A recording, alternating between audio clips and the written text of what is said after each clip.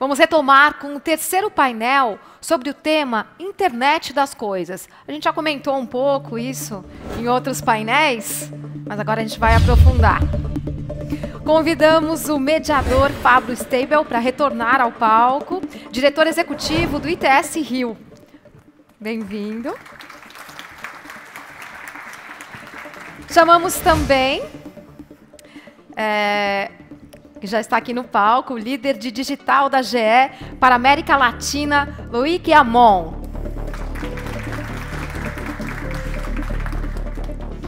O CEO da Yuzi, Eldis Matiuso. Bem-vindo. O advogado, professor, articulista, especializado em direito digital, Fabrício da Mota Alves.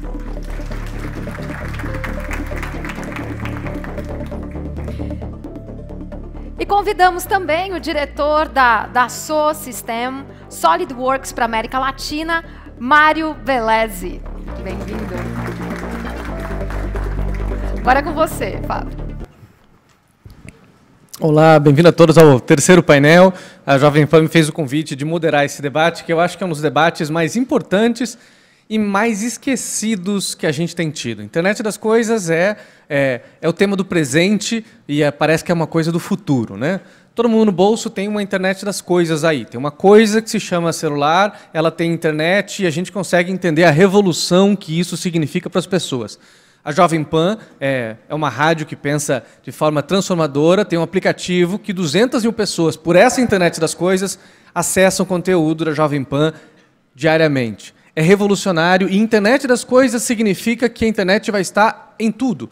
Inclusive, já tem gente que fala sobre Internet of Everything, internet de tudo, onde até eu estarei um dia chipado com internet conectada a mim, meu cachorro e todas as outras coisas.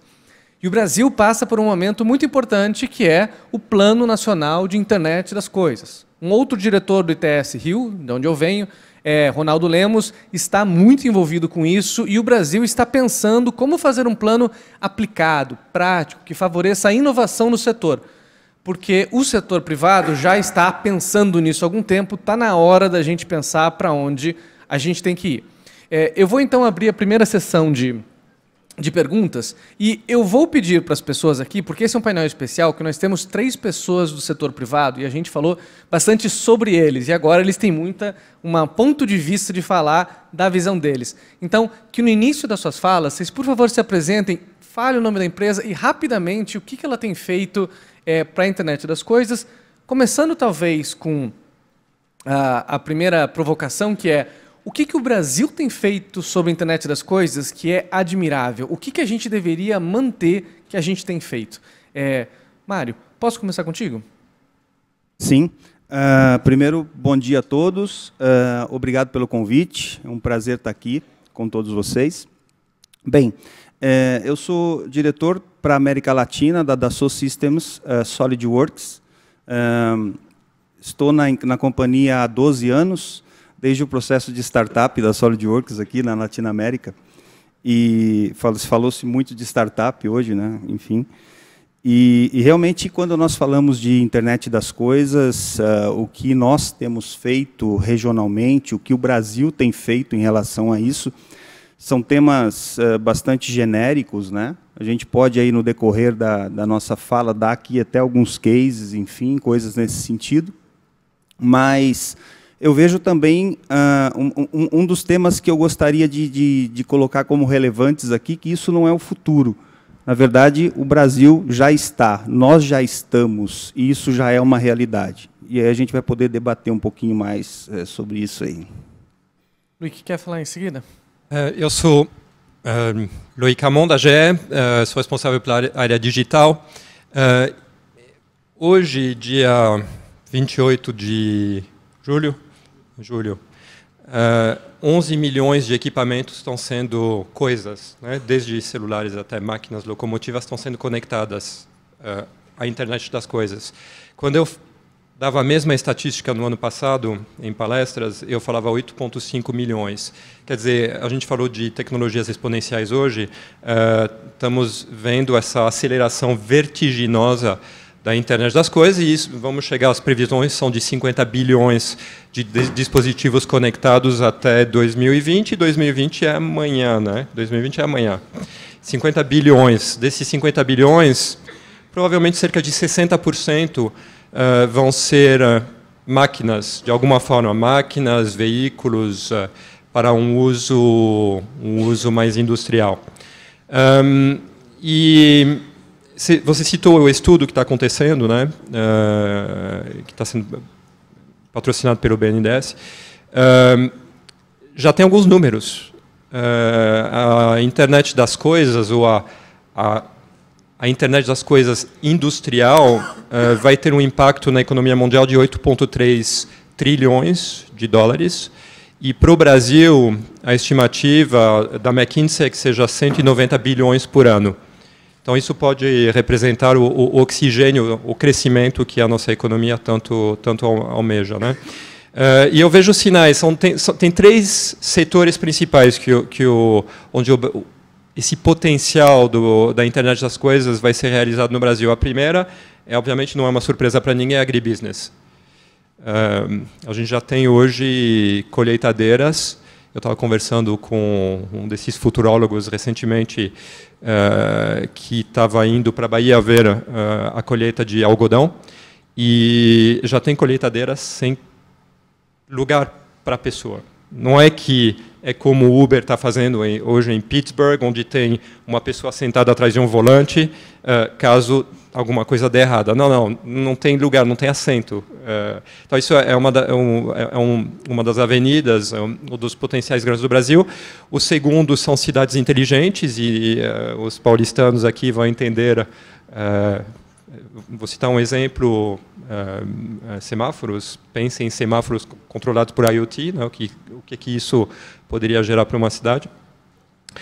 E o terceiro é a indústria. E a indústria, a GE é uma velha senhora de 127 anos, uma respeitável senhora de 127 anos, que nasceu na segunda Revolução Industrial, quando Thomas Edison inventou a lâmpada incandescente, que está se transformando profundamente por causa dessa tendência, desse fenômeno, desse tsunami digital gerado pela IoT no mundo.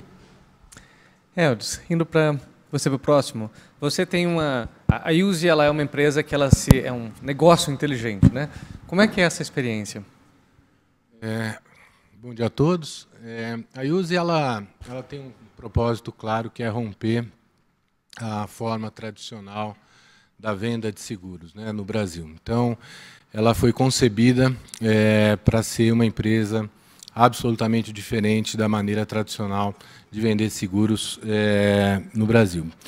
E a maneira como a gente faz isso é através da tecnologia. Então, eu falo que a Yuzi não é uma empresa de seguros que usa tecnologia. A Yuzi é uma empresa de tecnologia que vende seguros. Basicamente, é esse o nosso propósito. E, através da tecnologia, que a gente consegue mudar drasticamente, primeiro, a interação com o usuário, né? A experiência do usuário é onde a gente consegue efetivamente ser diferente no nosso propósito, nos nossos pontos de contato, no nosso atendimento efetivamente e, basicamente, na experiência de compra. Em segundo, nos dados, né? Cada vez mais, e vocês veem grandes exemplos, né, de empresas como a Amazon, como Uber, os dados hoje são a fonte principal de diferencial competitivo. Hoje, as grandes empresas de tecnologia criam diferenciais competitivos através de data analytics. E a internet das coisas, para uma indústria como a Yuzi, é fundamental, porque é como a gente captura dados dos nossos usuários e é como a gente consegue ser mais inteligente através da análise desses dados para, de novo, oferecer um melhor produto, uma melhor experiência, uma melhor precificação de seguros e, por consequência, criar o diferencial competitivo que a gente precisa. E, terceiro, mudar um pouco a lógica do seguro, que é o seguro que até hoje, né, na indústria de seguros sempre foi um mundo de proteção, né? As seguradoras sempre foram muito boas em proteger o patrimônio das pessoas e mudar a lógica para o mundo da prevenção. Ou seja, como nós, como empresas de tecnologia, podemos ajudar as pessoas não só no risco, né, no momento de um acidente, de uma catástrofe, mas como a gente pode, através da tecnologia, e é isso que a gente vem falar aqui hoje, prevenir o risco, né? Através de devices, através de wearables, através de home devices, como que a gente previne o risco e evita que o risco aconteça, ao invés de só remediar o risco. Esse é o nosso, é aí que a gente mais investe em conhecimento. E Fabrício, nós temos agora no painel um advogado, né? Isso. Que traz essa questão da regulação. O que a gente deve pensar em termos da regulação de internet das coisas? Esse talvez seja um dos maiores desafios que nós temos aí pela frente, né? Nós vivemos uma realidade bastante peculiar, legislativa brasileira, que é a ineficiência e a incapacidade de produção de marcos regulatórios eficientes. O Marco Civil da Internet foi uma raríssima exceção, isso porque houve uma mobilização que partiu da sociedade com muita força, e essa força se manteve durante todo o processo. Mas os demais assuntos, inclusive assuntos que foram mencionados aqui, eu me lembro até de uma frase, professor Fábio, que o senhor falou, eu não me lembro se foi escatológico ou absurdo, mas que é simplesmente inadmissível que não haja no Brasil ainda um marco regulatório de proteção de dados pessoais. É um mercado consumidor de tecnologia, um dos maiores mercados consumidores de tecnologia. O brasileiro tem a cultura digital enraizada na sua cultura tradicional, no seu dia a dia, na sua sociedade, e ainda assim não temos essa percepção do poder público sobre a necessidade de estabelecer não apenas limites, mas também parâmetros para o próprio desenvolvimento econômico. Porque, se um lado a regulação pode apresentar limites, por outro lado, ela desenha cenários. E toda empresa precisa de previsibilidade, precisa de transparência, precisa saber onde ela está pisando e para onde e até onde ela pode ir. Somente assim ela tem condições de captar investimento, de fomentar investimento e de promover o desenvolvimento tecnológico e econômico. E, infelizmente, não temos essa realidade no Brasil. Os projetos que tratam do marco regulatório de proteção dos dados pessoais, eles estão caminhando muito lentamente. A Câmara dos Deputados tem feito lá um grande esforço para aprovar a questão, mas se nós formos observar em paralelo as demais iniciativas que estão surgindo, dos próprios parlamentares, que de alguma forma abordam a questão da tecnologia, de internet das coisas, eu ainda não vi nenhum projeto específico, a não ser a iniciativa do governo federal com relação ao Plano Nacional. Mas, com demais assuntos relacionados à tecnologia, inclusive a dados pessoais, a gente tem algumas pérolas bastante peculiares, como a obrigatoriedade de um cadastro nacional para acessar a internet, só para citar um. Quer dizer, a cada vez que você vai acessar a internet, você precisa se identificar como usuário. Então, você imagina como é que se pode pensar algo assim, tão díspare da realidade do cotidiano. E, bom, esse é só um exemplo. Há mais que a gente pode abordar aí. Uma frase no momento é que os dados são os novos o novo olho, né? Data is the new oil.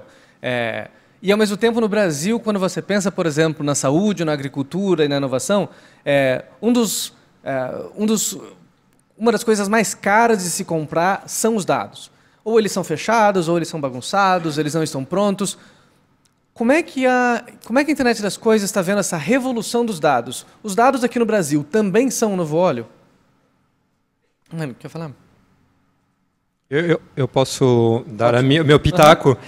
Olha, só dar um pouco de contexto, né? O que isso significa para a indústria. Quando a gente olha para a nossa internet do consumidor, a gente tem volumes de dados diários que são da ordem do terabyte. Quando a gente olha para o tsunami digital industrial, a gente está falando da ordem do petabyte diário. Então, dado é realmente relevante. Só também uma ordem de ideias para vocês entenderem como o dado é absolutamente relevante na internet das coisas. As máquinas da GE vão, até 2020, amanhã, mandar todo dia para o cloud e aí eu sempre esqueço, é 1 milhão de terabytes por dia. É uma coisa fenomenal. Então, isso traz alguns desafios técnicos, obviamente, mas eu acho que o que você estava mais apontando é a questão da governança de dados,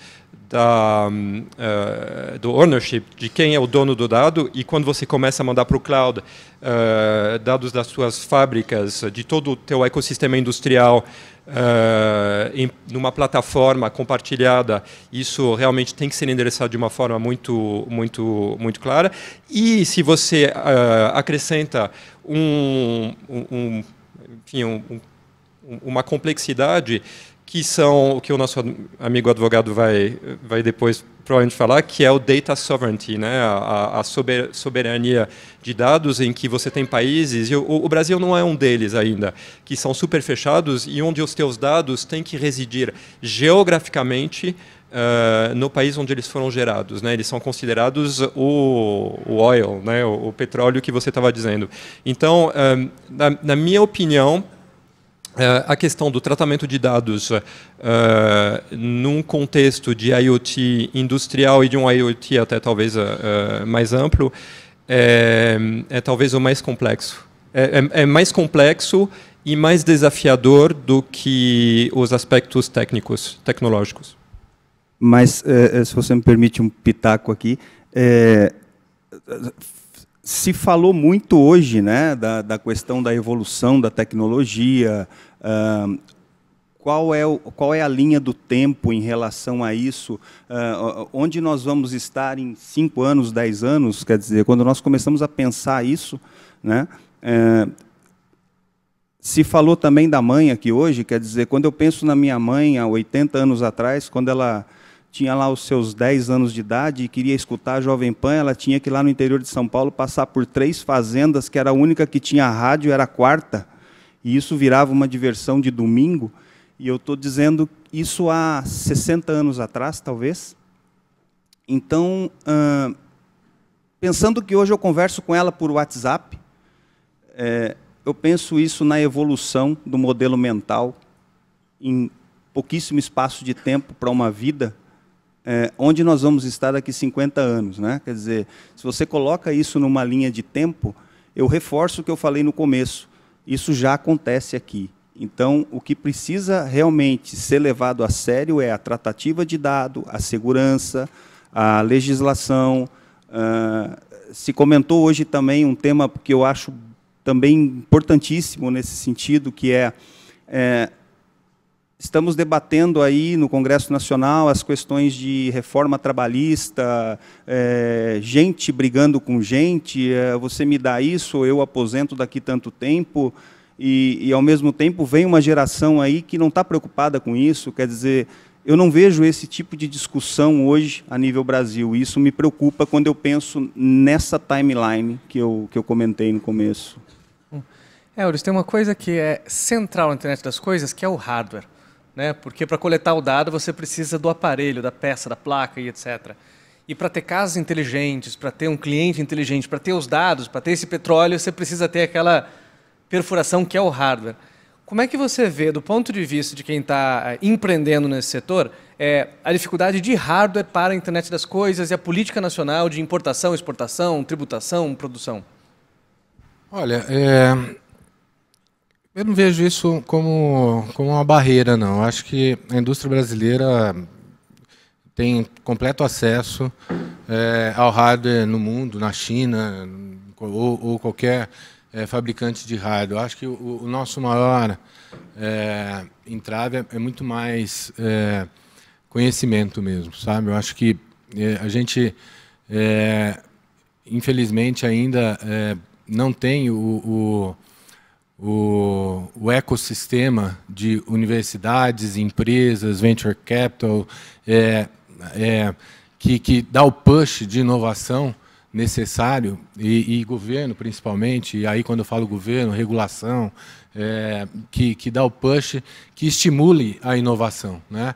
E a gente vê países, né, óbvio que a gente fala sempre de Vale de Silício e tal, mas a gente vê países muito menos desenvolvidos que o Brasil, que tratam a inovação como um asset estratégico que a gente aqui preocupa, porque para a gente não é importante. Para a gente é muito mais importante regular do que estimular a inovação. Esse para mim, é o que mais me preocupa no Brasil, né? Então, qualquer coisa que se fala, primeiro se preocupa com a regulação, né, daquilo do que com a inovação. Esse, para mim, o Uber que o diga, né? Não, o Uber, a Use, o Airbnb. Enquanto né, lá fora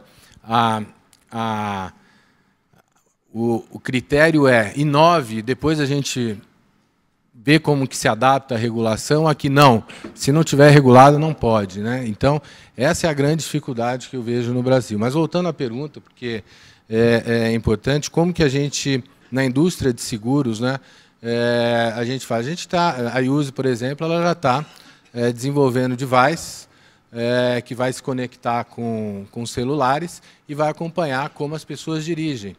E em acompanhando como as pessoas dirigem, a gente vai ter uma ideia muito mais precisa do risco e não avaliar risco de motoristas de uma maneira com perfil de risco generalizado, como se faz hoje, mas um perfil mais adequado a cada um dos motoristas que a gente segura, né? Esse é só um dos exemplos, né, que a gente está desenvolvendo. Outro exemplo, isso que já está no ar, por exemplo, a gente usa os mecanismos de geolocalização usando dados, né?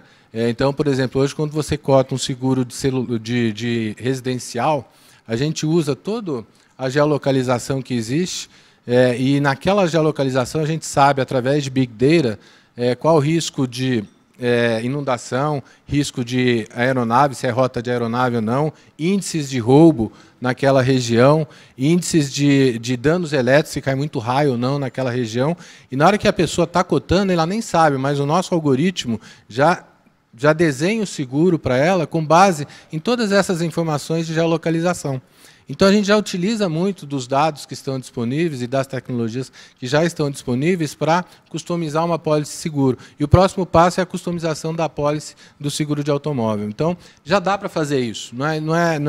A gente já tem a tecnologia disponível aqui no Brasil. A gente precisa dar um passo além, de criar novos produtos de seguro com base na tecnologia.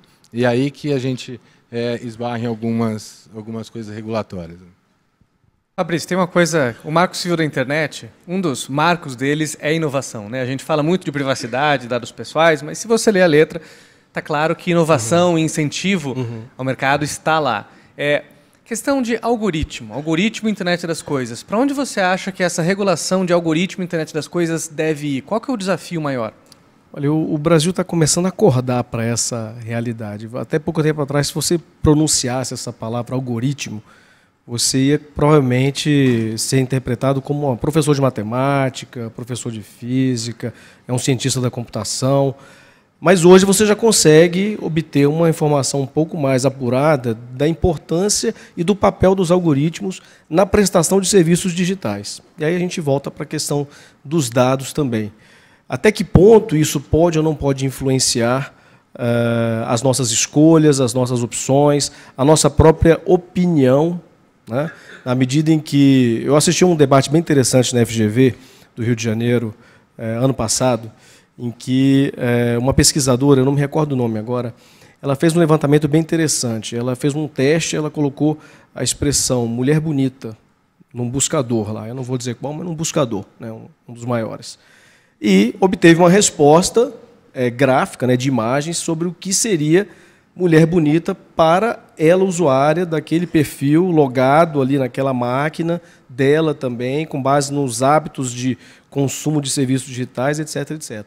E apareceram várias mulheres em tons de pele um pouco mais escura, etc, etc. E aí houve um segundo teste. Aí pediu para que uma outra pessoa fizesse a mesma busca no seu próprio dispositivo, mulher bonita. E o resultado foi completamente oposto. Apareceram mulheres loiras, magras, jovens, etc, etc. E aí você começa a levantar o questionamento. Por que os resultados são tão díspares? O que leva a essa conclusão? Sem dúvida nenhuma, é uma das funções do algoritmo. A gente sabe que esses buscadores eles estão num nível tão desenvolvido de codificação, do desenvolvimento desse sistema de busca, que hoje você pode afirmar categoricamente que cada busca que é feita em um buscador desse nível de tecnologia é uma busca que vai apresentar um resultado diferente de qualquer outra pessoa. Ou seja, o algoritmo desenvolvido a partir dessa tecnologia chegou a um nível tão preciso de individualização que ele já consegue trazer as respostas que são compatíveis com aquele ser, com aquele usuário, com aquela pessoa especificamente. Isso levanta questionamentos. Uma outra questão que foi colocada nesse debate é com relação a uma rede social. Em época de eleição, vamos colocar o impeachment da presidente, Dilma Rousseff. Vou falar da minha experiência. Durante um certo tempo, no auge do impeachment, eu basicamente só via comentários e posts de atualizações de status de colegas que tinham a mesma opinião política que a minha. E parei de ver opiniões contrárias, parei de ver pessoas que são contra, que não divergem de mim, que concordam comigo, etc, etc. Isso também é um questionamento que se faz. A influência do algoritmo, sem sombra de dúvida. A gente volta agora para a questão da internet das coisas. À medida em que vamos ter mais e mais dispositivos conectados, mais e mais sensores, porque IoT é basicamente sensor, mais e mais sensores, captando mais e mais informações sobre o indivíduo, sobre o cidadão, sobre a empresa, sobre as próprias máquinas, sobre o próprio uso das máquinas, vamos ter mais e mais níveis de individualização da informação.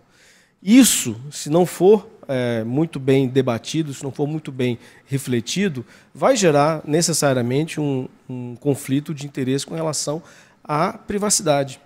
Até que ponto eu posso, eu acompanho bem o trabalho da IUSE e acho que eu até defendo, dentro do próprio marco regulatório de dados pessoais, defendo que setores específicos, como o setor financeiro, o setor de seguros, tenham uma regulação um pouco mais voltada para a sutileza dessa característica de serviço, porque, efetivamente, você vai ter resultados que vão ter um valor econômico talvez mais atraente, mas que, se não houver a necessária proteção àquela privacidade, pode gerar discriminação negativa e injusta, sendo que a discriminação, como é feita com seguros e com o setor de crédito, ela é positiva e tem que ser justa. Então, essa questão dos dados associados à coleta desses dados por sensores de IoT e a tecnologia IoT, ela vai levar eu acho que esse é o menor dos debates que a gente vai enfrentar. Vamos pensar, então, talvez em inclusão e diversidade, né? Pokémon GO chega no Brasil, mas não chegou na favela. A gente fala do hospital conectado, mas o SUS ainda tem grandes dificuldades. A gente fala de escola conectada, mas metade das escolas do Brasil não tem 10 mega de conexão para fazer. Esse fator Brasil, qual que é o grande gargalo para a gente pensar numa internet das coisas que seja inclusiva? Para que seja bom para a empresa, que seja bom para o cidadão, para que a gente pense inclusiva. O que a gente precisa mais avançar para chegar lá? Você vê que a gente vive num país onde a heterogeneidade do negócio já nasceu assim, né? Então, é um país continental e eu vejo isso como parte do desafio, né?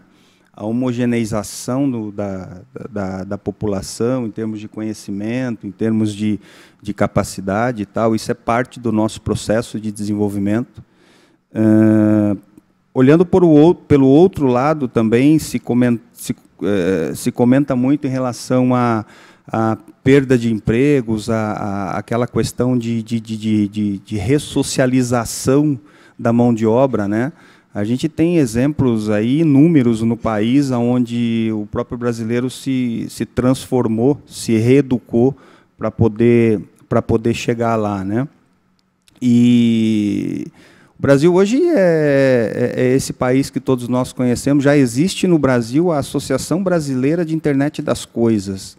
Já existe uma missão sendo formada dentro da associação para participar de uma feira em Barcelona, em outubro, que é a Feira Mundial de Internet das Coisas. Quer dizer, é um caminho sem volta, né? A gente já tem tudo isso acontecendo. Eu costumo, talvez pela experiência na indústria, onde, trazendo um pouquinho para o nosso mundo aqui, de Dassault Systems, de SolidWorks, onde se discute indústria 4.0, inteligência artificial, robotização e mecanização da produção, o quanto isso impactará ou já impacta, né, nas questões do emprego. Veja, o que a gente vê é uma reeducação das pessoas, e isso tem que ser investido cada vez mais. Um bom exemplo que foi dado foi o táxi e o Uber hoje brigam e daqui a pouco nenhum dos dois vão estar mais na praça, ou seja, é uma questão da gente se reeducar. Por que eu estou dizendo isso? Dentro da nossa casa, e aí eu vou aí na linha do que a Marta disse, eu não digo aqui educação em relação à escola pública, privada, eu digo dentro da nossa casa. Eu acho que nós, como pais, hoje, assumimos um papel muito mais importante ainda, que é situar os filhos e a geração que está nascendo agora dentro desse mundo que se abriu. Você vê hoje crianças com 2 anos, enfim, você dá uma revista, como comentaram também, passa o dedo para poder virar a página, né?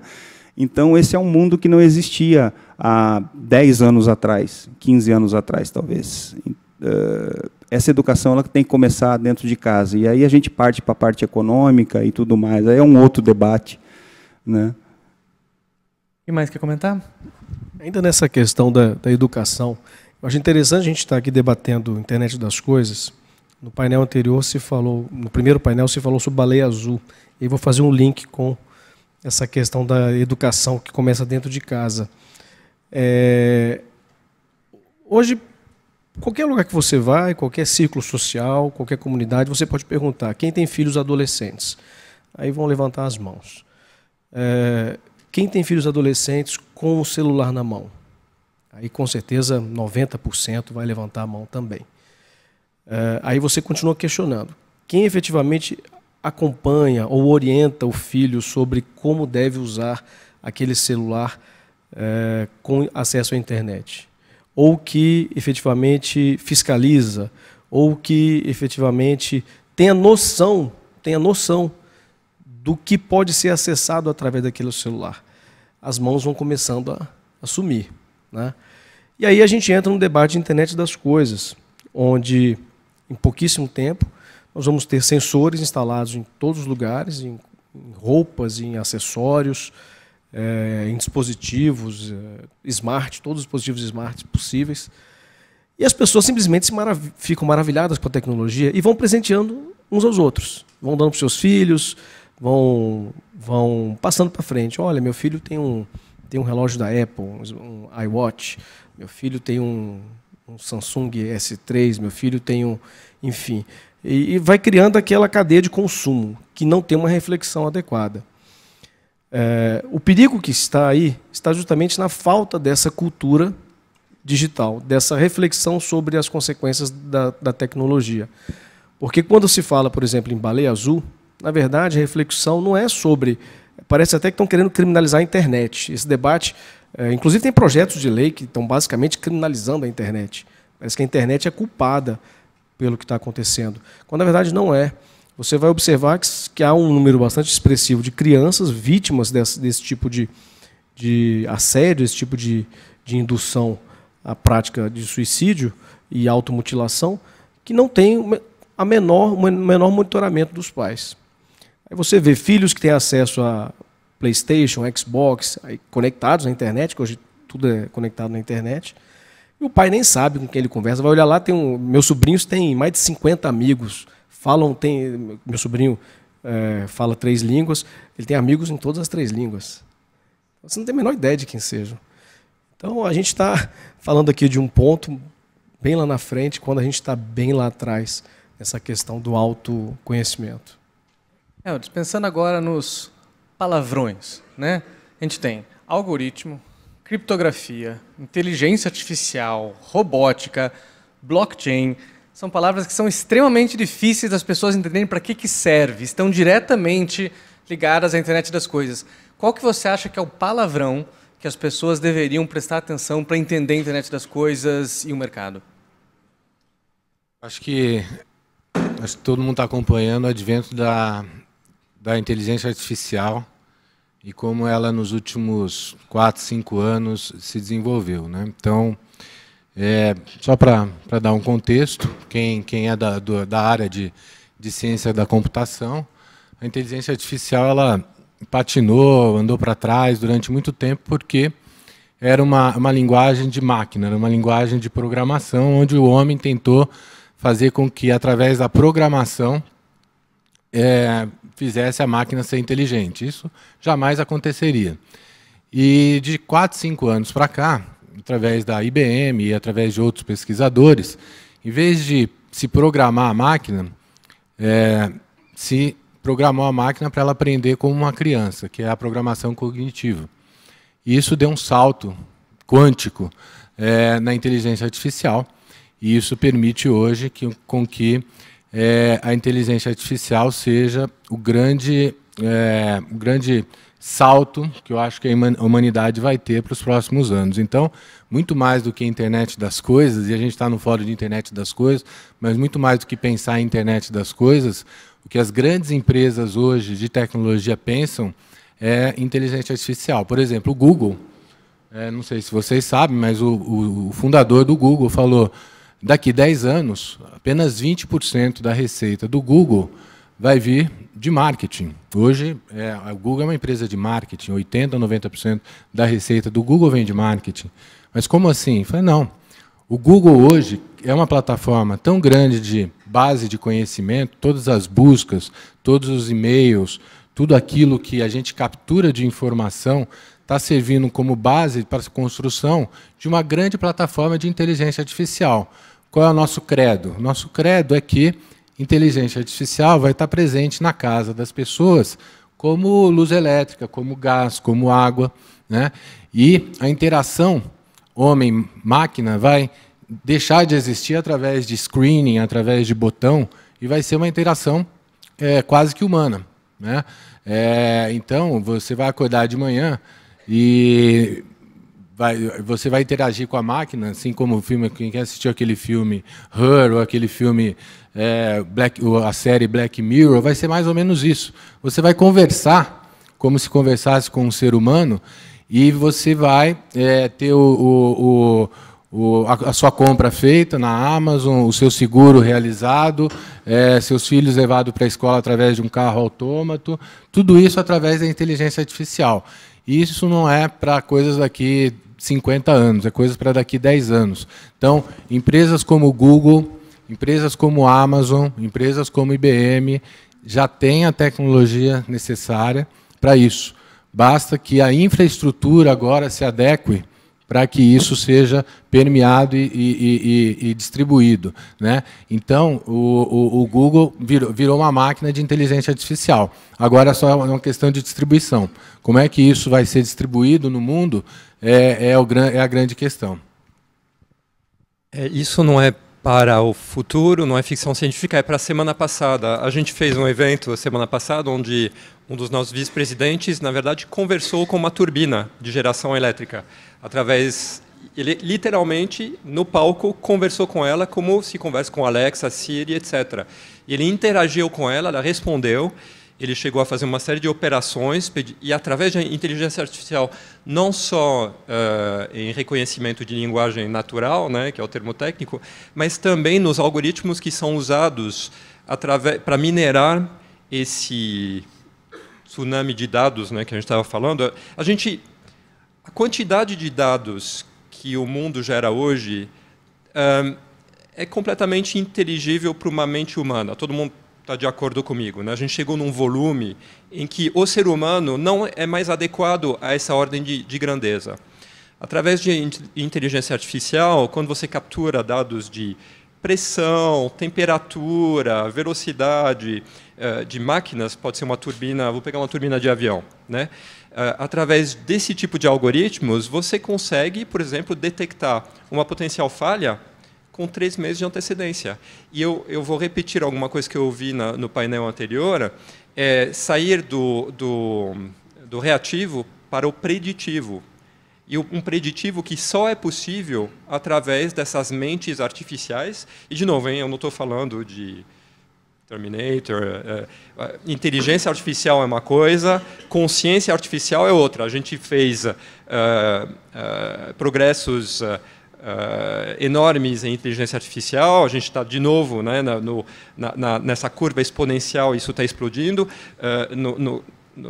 Do lado de consciência, é próximo do zero, né? A gente ainda não está chegando lá. Então, só complementando um pouco, a gente já fala com máquinas na GE, e elas falam com a gente e elas nos contam histórias que valem milhões de dólares para os nossos clientes. Mário, eu lembrei agora de um filme que é Olha Quem Está Falando Agora, né? E se alguém já viu a conversa entre computadores e inteligência artificial, é mais ou menos assim: mamãe, mãe, eu, ai. A gente não entende, mas o computador fez todo sentido. Não, mas desligaram esse algoritmo. Desligaram. Pela primeira vez, pesquisadores chegaram à conclusão que a gente quer saber o que eles conversam. Sim, um pouco mais de... Vocês têm conversado com as máquinas? Elas têm falado com vocês? O que elas dizem?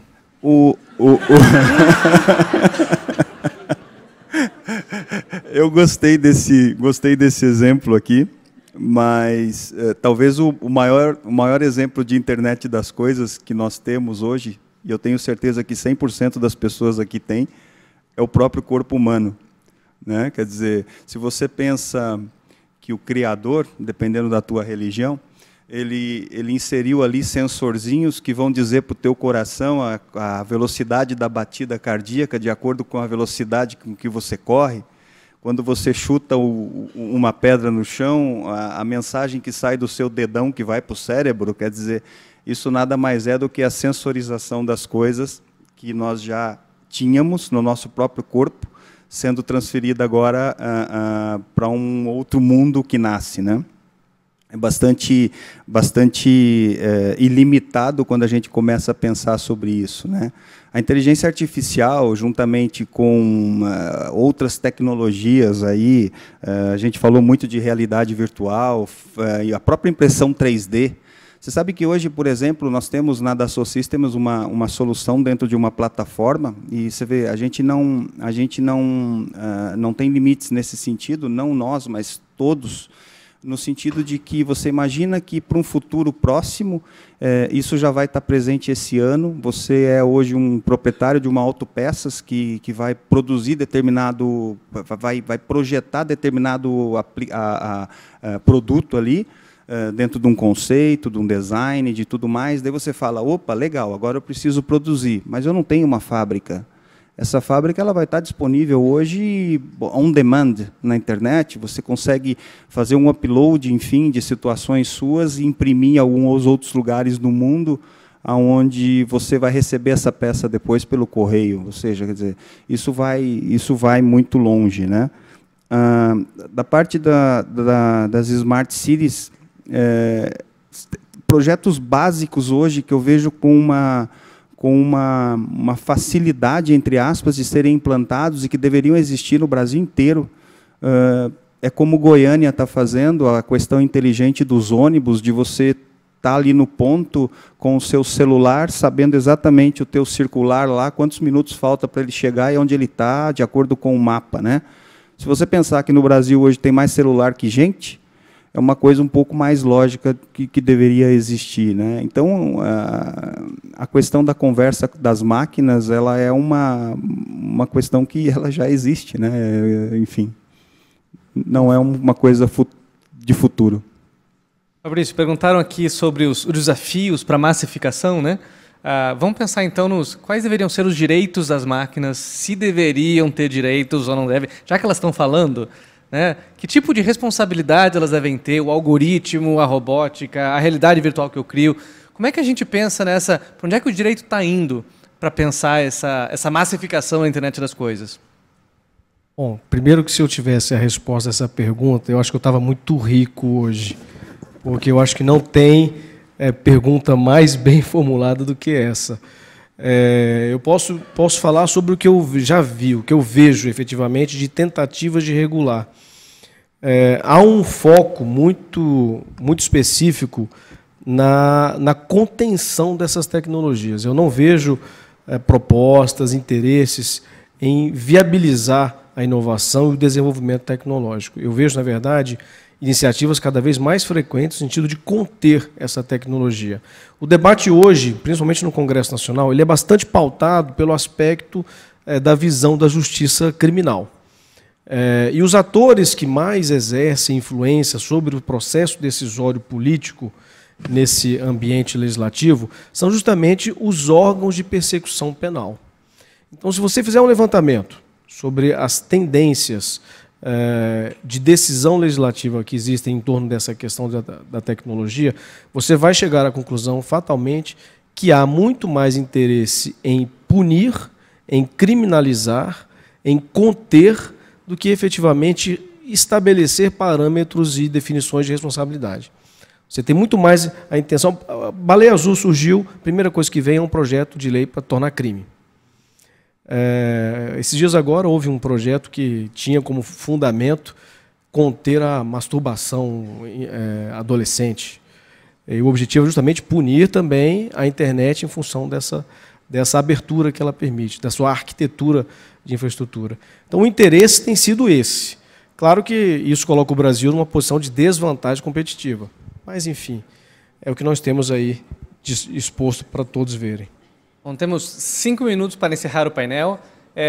Eu queria pedir para vocês deixarem uma mensagem para quem está pensando o Plano Nacional de Internet das Coisas. O que deve ser chave de ser considerado nesse plano? Ele tem que ser prático, mas, ao mesmo tempo, ele tem que pensar em direitos humanos, fundamentais. Que mensagem a gente deixa para quem está fazendo esse plano? Mário, posso começar contigo? Eu acho que até antes da mensagem, né, eu vejo os desafios que nós temos enquanto país, como eu reforcei aqui, reforço agora, já comentei, mas há que se ter especialistas no negócio ou pessoas que efetivamente entendam o quão ilimitado esse mundo é, né? E para que possa, enfim, pensar em questões fiscais, segurança, questões de direito e tudo mais. Não é o cenário que eu vejo hoje em Brasília, né? Quando eu penso nessas comissões e tudo mais.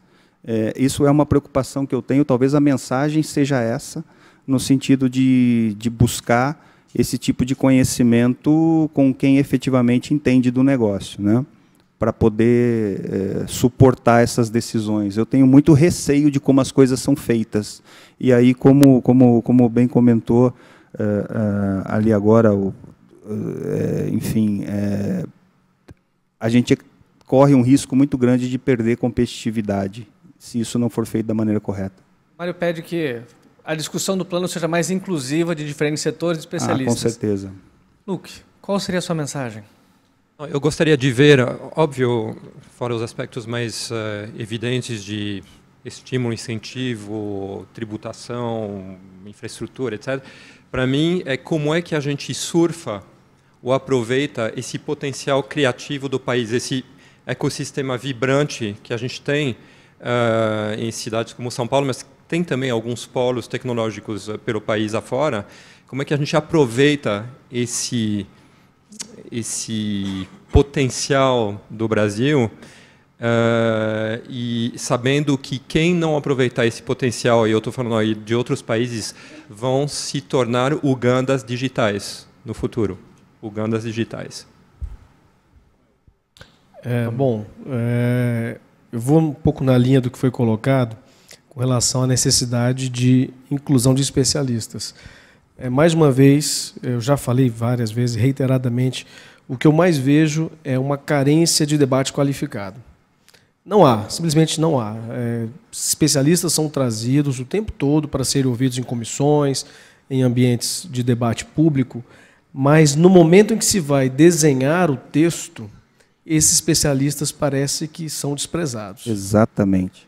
Eles são ouvidos incansavelmente. Quem acompanha aqui, o professor Fábio, que acompanha o debate do Marco Regulatório de Proteção dos Dados Pessoais, quantas audiências públicas são feitas semanalmente, ouvem-se especialistas. Aí você vai numa audiência pública dessa, a primeira coisa que você observa é que não tem deputado. Só tem o presidente e o relator, a presidente da comissão e o relator. Quase não tem deputado. No Senado, o debate é um pouco mais carente ainda. Nem audiência pública há. Houve poucas, mas não tem tido mais nada. Então, é trazer esses especialistas e, de fato, não dar-lhes somente voz, mas efetivamente dar-lhes condições de ajudar na confecção dessa norma. Isso é fundamental. Acho que o maior problema hoje nosso é nesse sentido. Heldes, o que você pensa? Eu gosto muito de olhar com os olhos do consumidor. Então, quando eu vejo esses debates, esses fóruns sendo criados, acabou de ser criado um fórum agora para se debater InsurTech, chama-se sindicato, segurador, não sei o quê, não tem um consumidor sendo convidado, né? E como é que o consumidor é impactado nisso? Eu acho que tecnologia em geral, a internet das coisas em particular, ela vem para facilitar e melhorar a vida do ser humano, do consumidor em geral, né? A Amazon, né? A Amazon não é porque ela é uma empresa de tecnologia, não é porque ela melhorou drasticamente o e-commerce, né, nos Estados Unidos, e o prazo de entrega e a qualidade de serviço ao cliente, ela deu um salto de qualidade tão grande que a Amazon virou a Amazon por conta disso, não porque ela é uma empresa de tecnologia. O Uber, né, é a mesma coisa, não é porque o Uber é uma empresa de tecnologia. O Uber veio resolver um problema na maioria das cidades, São Paulo inclusive, né, de problema de mobilidade, né, que as pessoas não tinham, né, tinha uma única forma de quem não tinha carro ou quem estava visitando a cidade, dependia de um recurso escasso, né, onde você tinha que ligar, se você não fala a língua daquela cidade, você tinha uma dificuldade enorme. Hoje você vai para a Rússia, né, você vai para Moscou, e você não precisa falar a língua, você vai para onde você quiser, né? E para um ponto, para outro ponto, isso é maravilhoso. E é com foco no consumidor. Você pega o Airbnb, desmontou um cartel, né? Que quem há 10 anos, há 5 anos, você ia para Nova York, todos os preços de hotéis pareciam todos o mesmo, né? Ele vem e desmontou esse cartel. Por quê? Porque ele tem o foco no consumidor, né?